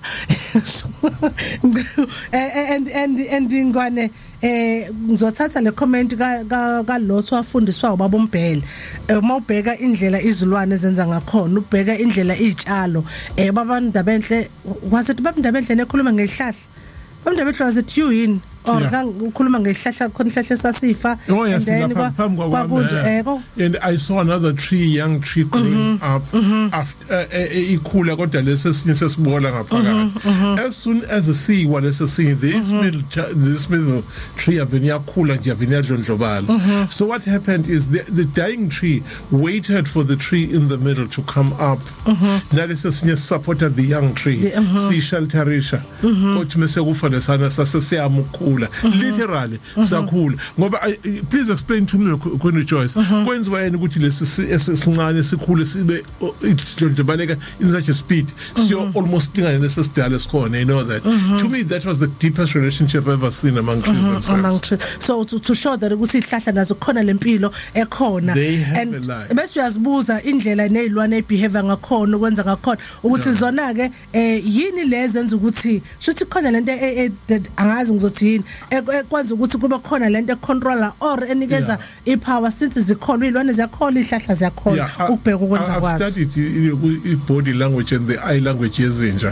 inja mine distress sengakwazi ukubona mine separation anxiety sengakwazi ukubona ngizama ukuthi ngamember the life is very very interesting it has secrets that require to pay attention unfortunately abantu abaningi they don't pay attention even Christians don't pay attention but they're searching for miracles when miracles are right in front of them. Thank you so much. And I learned a lot kwi comment ka athi Mbalane ekhuluma ngezinto thina mangabe sizibiza ngamakholwa nje busho ukuthi kahle kahle asiphumene ezinganekane nasikhuluma ngereality now manje why are Christian women dressing up so inappropriately?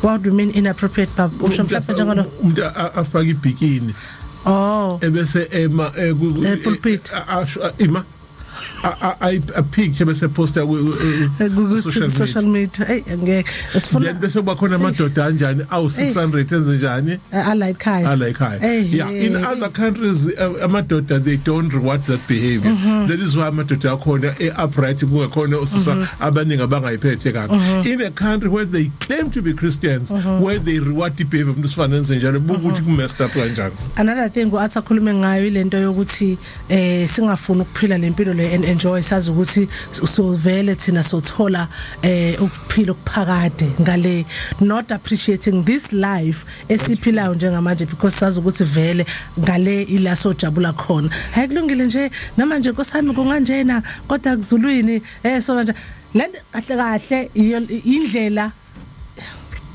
ileli vangeli lelafika nomcindezeli. Yeah.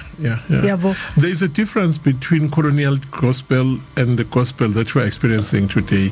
Umubheka i-colonial gospel nje intention was to subdue you, to keep you nothing, not responding to your greatness, self-hatred.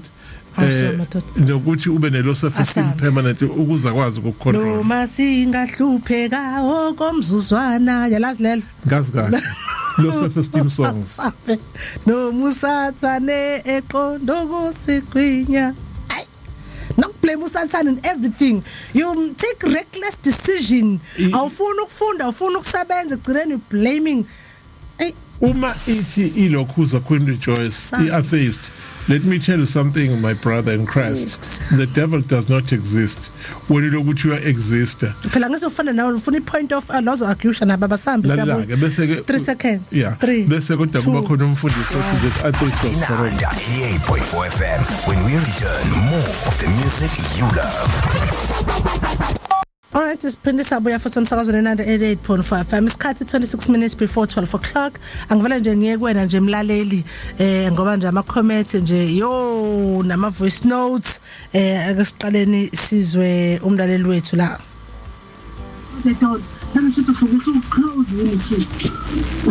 Njani ekhanyo umazenzinhle emhlongo eClermont. Mina kunento engifuna ukuyibuza ukuthi abanjani labo uthi mangabe ukhonza mhlawumbe esontweni lakhona lapho ukhonza khona kuthiwa hayi amadlozi akuvumelekile ukuthi wenze umsebenzi uhlabela abantu bakini kunesonto engisonta kulona akuvumelekile ukuthi uhlabe sola ukuthi uthi mawuthi mhlawumbe uyozwa tholakala ukuthi khona izinto okufanele uzenze ekhaya kodwa kwena akuvumelekile ukuthi wenze something.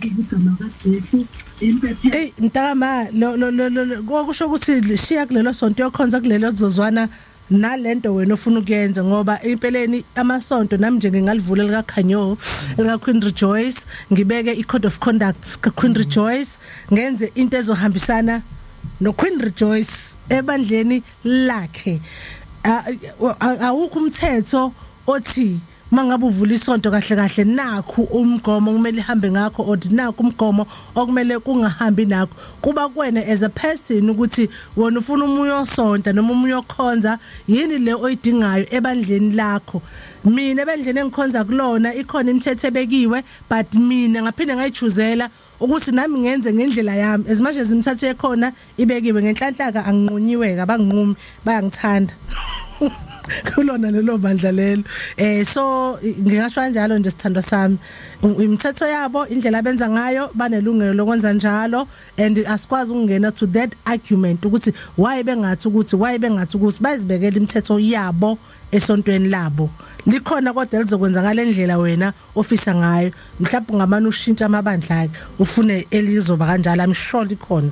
All right baby uzolithola lekho bakhona impela.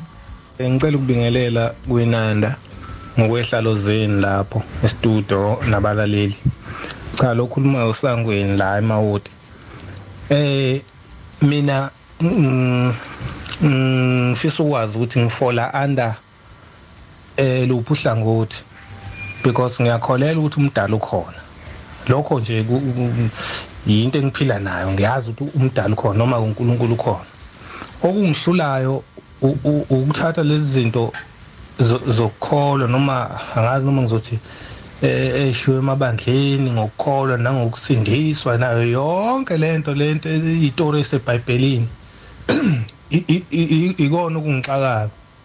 Manje ngifuna ukwazi ukuthi manje mina ngikubaphi ngikuyona atheism leyo noma ngikephi noma mhlambe ngimane ngiyayisholo nje ukuthi mina ngizibona ngikholela ekutheleni ngithi uNkulunkulu ukhona kodwa mhlambe ngingapha kuyo iatheism leyo kodwa nje ngiyahluleka mina ukukholelwa yabona iBhayibheli kimi liyi motivation book kimi since nje kwathi inhlo mangilibuka ngilifunda izitori kuningi nje ojobe kwale nani kwenzakana endaweni ethize le history lapha ya kimi nje imotivation incwadi nje engifanisa nayo zonke incwadi ngabe incwadi emakuthiwa ibhalwe mhlambe usipastor Sithembiso Zondo nabanye i-motivation book kimi ukuthi ngigqugquzele empilweni.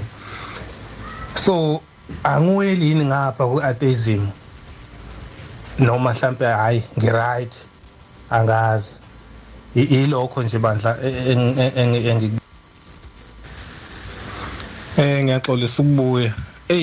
Wathi into enye indaba enzima kakhulu le demon emabandleni esikhonza kuona abefundisi bethu noma kabaholi bethu mawuke wabuza umbuzo othanda ukuba bucayi noma ngathi utricknyana onzima mhlambe mayelana nenkolo mayelana neBhayibheli kuve kuthiwa nomoya omubi esikhundleni sokuthi akuphendule akwenze phela nawe ube nalenkolo noma ube nale faith anayo naye ukhanyiseleke na uvesana kuthiwa hayi uphethwe umoya omubi ungenwe idemon udinga ukuthandazela udinga ukukhulekelwa wena kusho ukuthi umoya omubi uzobalinga ngawe ungene kuwena uzolinga bona.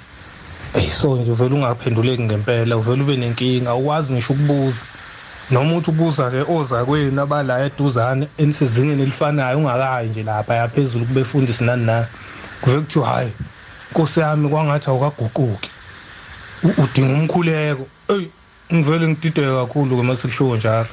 Ingakho siyabonga kakhulu ngicela ukunikha wami ipoint mase ngilizwile namhlanje ngiyakhatha bese selizwile ipoint salikhatha babudabethe nangekhala ngiyazi ukuthi mina cha ka si atheist ngoba yakholelwa kumdali ngoba yakholelwa kumdali uyalifunda neBhayibheli ukuthi nje lemlingo noma lemidlalo ebiyenziwe kwamanye amasonto akahambisani nayo phela cha khuleka awusi atheist baba ayesiqhubele phambili ningixele bazalwane usalizwe ipoint nje kodwa nje mase si right sikwamba kahle ukuthola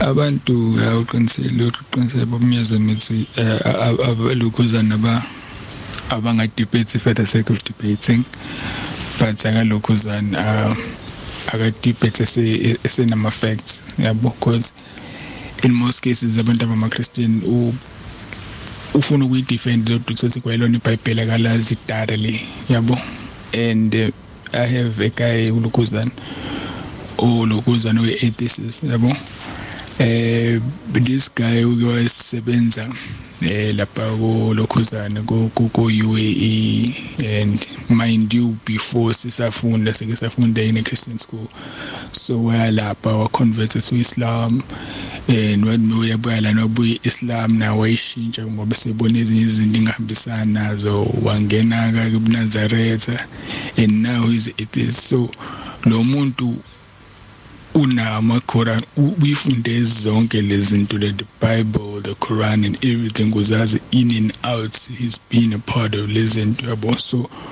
umekuphendula ngaye every single one lokhuzana lezinkolo uyazi ima ins and outs akhona nangeChristianism uyakutshena ngayo yabo so labantu bayifundile lezinto yabo and in most cases khona izinto ezimbi ezenzakalile and then they rebel mase umuntu ayaphuma kuyona ayaphuma mase kubalela lezinto ekhayelithela lezinto wena mase yakutshena ngazi nokuthi use researching ngoba they are very good at researching things yabo so ilo take yami ukuthi nje si ngoba adika ngabaduthi ama Christians aba debate not people to debate ngoba most Christians nje bayakholwa and abayazi kahle religion and baba mina ngathi one has to exclude themselves from the debate ngoba usibalele emotional space now when just a person has to exclude yourself in a debate for the sake of debating ungalweli ukuthi when you're a Christian ungayibeki yourself as a Christian in a debate but izibeki yourself as a person who's coming across with a different narrative, you know,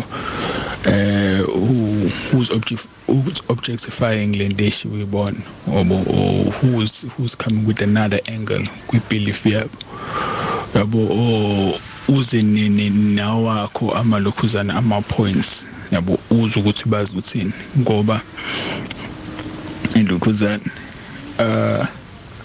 ama-Christians asuke adlale into their hands yabo because these people are very manipulative esibenjalo yabo they're very very very manipulative so umuntu ebhethe nabo engathi nawo ungake ufake izinto move away from the Bible because vele lapho baza crasher yeah so engathi mina for once engathi awuye kulokhuzana abantu kuyokhuluma indaba ye-science awuke uye kulabantu abapossessed kuma-evil spirits ukuthi okay mina nibelieve kwi-science yabo nokuthi there's no higher deity how does science cure such yabo nayi prayer nabo nayimithi yesintu ilokhuzana icureshile such people muse mengathi iwona ama-topic ingawafaka umlokhuzana mukhuluma nabantu bama-atheist ukuthi nisa deity there is no God okay nabo abantu nyanga umuntu ulokhuzana ni izwe namhlanje kade ephile ngakusasa uvuka ihlanya yabo bonke lezi zinto omunye usevuke kuwe yabo usebanjwa ama-spirits usekufuneka perform i-exorcism into enjalo so ukuthi lezo zinto-ke nina-ke nama-atheists abanisa nikholwa ukuthi khona ama-deities and gods zihileni-ke. Okay, that's any argument le abamndabenhle uyayizwa if umuntu it makes a lot of sense for umuntu possessed yeah with some spirits esingawaboni yeah but you can but there is evidence that this person is possessed yeah now since there is no supernatural konzakalani bese kusuka i-atheist ifana ichazo nje balo exercise lwamkhipha kwenzekeni yeah they have never succeeded in that argument. Of course yeah there's no inkinga ama-Christian ayalapha ne-indoctrination inkinga ile ngaka umface umuntu mina nje ngako ngiface uza ne-indoctrination yabo so now ngikhona nami nje ngimina ngako ngizele ne-indoctrination right sure ay inkinga all right asike sizela angibingelele abaphathi bohlelo Quintry Joyce babumyeza nawe Pratap umphathi wama-safety umzamo lo wakadika masho itnama angiphawule la ngama-atheists I've came across them 8 years and ave ngiwathanda ngoba they have cruel questions. I mean they have critical questions but no one imbuzo which are very sobering and it's human contribution ngiyawathanda especially lama atheists lawa akade kholwa and then due to science and research bagcine sebama atheists they contribute a lot to mankind in terms of the evolution yethu in terms of science and the way we look at the world. Imagine umhlaba ungaba njani if or Nikola Tesla babengekho or asinawo ama-physicist njengo de Grace or Tyson de Grace. So they are big contributors, although we don't give them credit because there's no church behind them. But they are the necessary evil, so to speak. But tingakala because makuthiwa sama robots sonke siyasonta the world will hardly evolve, you know. Not that there's anything wrong with abafundisi bethu. All they do is recite stories which are over 2,000 years, which are not even historically correct, or but it's just a human story. Enhle emnandi ebuyisa unembeza kumuntu, nothing more than that. But it doesn't change evolution, it just makes us tolerate each other. So ngiwathandela leyo nto ama-atheists ukuthi abantu abafundisekayo kanti as amakholwa amaningi awafundiseki. There's this assumption that they know everything because God is on their side. So ama-atheists ngiwathandela leyo nto. Okubuhlungu-ke kukhona ley'ngane ziba in between science and religion, which is izangoma nabathakathi and people who are spiritually enlightened, but there's no school for that. So baba they stay in limbo between these two things because umuntu told you uyakwazi ukuhlanganisa imithi, practice science or alchemy or whatever you choose to call it. But at the same time futhi uyafuna ukukholelwa nangala uNkulunkulu because uyazi ukuthi no, these are dark forces, no, these are forces of light. But since there's no concrete, ayikho into ebambekayo, bagcina sebengena nakuma asylums ukuthi nje ubamndabenhle as umuntu udokotela wengqondo bengithi khona into akhohlwe ukuyimention noma ngicela athi ukufocus kuyona kancane noma sichazele kancane ukuthi why are humans designed in a manner that they want to believe into something. Because even ama-atheists ngiye now into argument, especially lawa who do not come from we field of science, ababa ama-atheists because they watch too many YouTube videos. Ngibuza ukuthi phela nawe awunayo i-thesis mhlawumbe ekhuluma ngomhlaba noma i-geology noma i-philosophy, so now you actually believe in something ngoba ukholelwa entweni ongayazi nawe uyizwe ngabanye abantu noma wayifunda somewhere.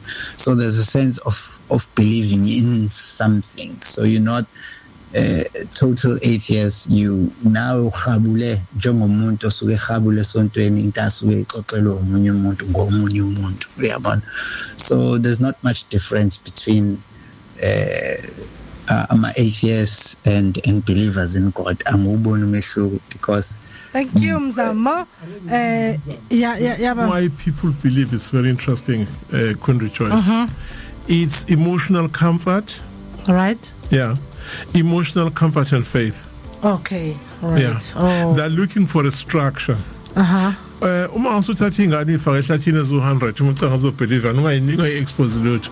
Okay. They'll be so attuned to the nature, ngeke ishawe inyoka, ngeke zife, they'll survive zonke ezo100. They'll hardly get sick because the immune system will kick in. Osibuza lokho engakafika ama-game reserve ilwane zazivele zikhona but ayemanga izinto zokuthi kuthiwa abantu badlwe. I saw a picture that will always remain in my mind. Akaze misekhe yebafana badlala ibhola, ibhube sibuka ibhola. Kanye nabe. Libhube sibuka ibhola. That was so ngoswazi nje mangakhona into lonke lenzayo. Futhi lingaba libaleka libese leyo mama bese beyabuya baliyeke. They've learned to coexist with the lion. It's ngikutshela la before game amabiyelwe that's vele zikhona izilwane basifica la bafike bazibiyela kodwa kwakungangaka uzokuthiwa abantu badlwe yini. Yeah. Okay. So umzamo uqiniseka ukuthi sometimes belief in God is based on fear of the unknown. Ebese kuba ukuthi ke abazali bakho indoctrinated to their own belief system. Right. Mzamo sikwaqaphuleni siyabonga kakhulu osilalela sibheke indlebe sinomsa wakhe Ben William Mkhize ezinga state Spanish sikhumbuzo skills the lack of belief in God or atheism. Ngicase ngifunde kahle igama. Mina baba Myeza ngithi Christians don't debate with such people because they have no restrictions and fears as you do. I do however believe they once did believe and something went wrong and this is some of form of rebellion against God. Yes injalo nje asuthambe Mkhize sanibona nekusene sinilalele bakithi bonkosi Mkhize ngibekile indlebe at Mount Moria besho kanjalo. Let me isikhathi sesiyahlupha okay ake ngithathe le VN le noma isikhathi esinjena nje.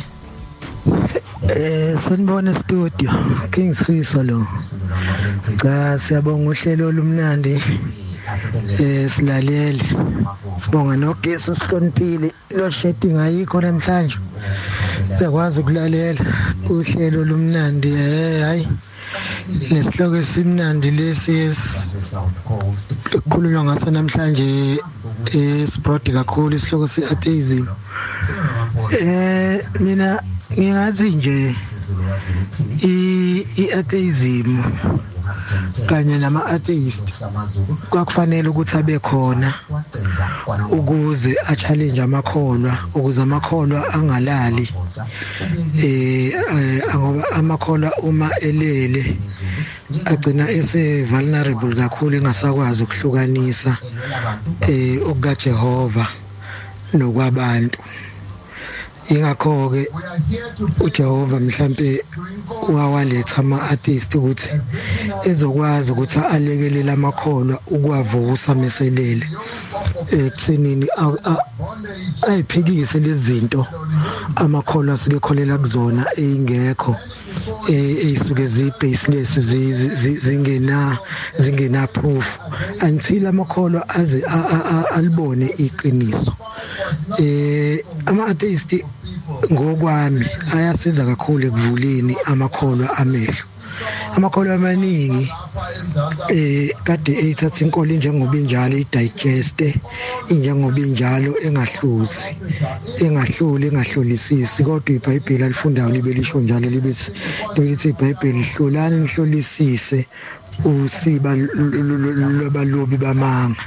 Amakholwa behluleka ukwenza lokho kuze kwathatha ama-atheist ukuthi afika ibheshe zonke lezi zinto ezingamanga ezibhalwe eBhayibhelini ngabathiza babefuna ukusiqhoqhobala la emhlabeni basivala amehlo ukuze basibuze.